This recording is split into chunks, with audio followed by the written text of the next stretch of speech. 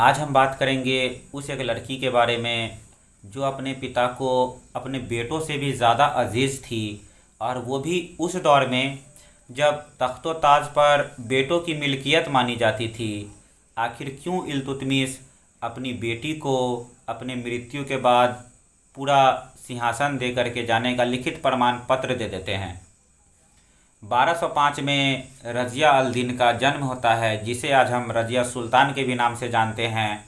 बचपन से ही घुड़सवारी, तलवारबाजी और लड़कों वाला लिबास, ये सब उन्हें विरासत में मिला था।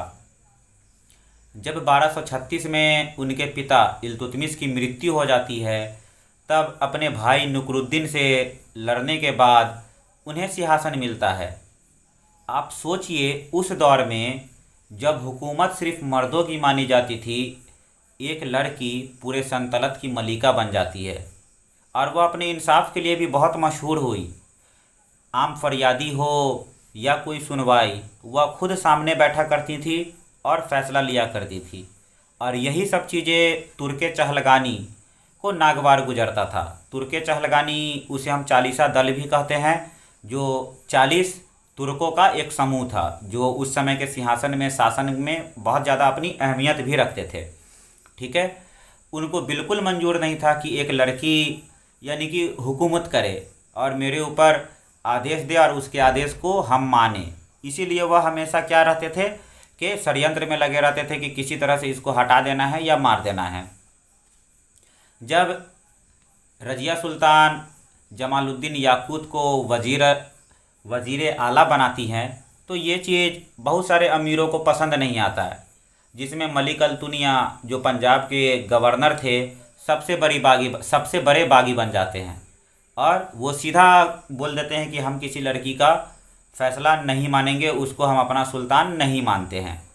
जिसकी वजह से मलिक अल-तुनिया और रज़िया सुल्तान का युद्ध हो जाता है, और इसी युद्ध का फ़ायदा उठाता है उसका अपना भाई बहराम शाह, जो रज़िया सुल्तान का भाई था। वो भी युद्ध में कूद पड़ता है, किसके खिलाफ? रज़िया सुल्तान के खिलाफ।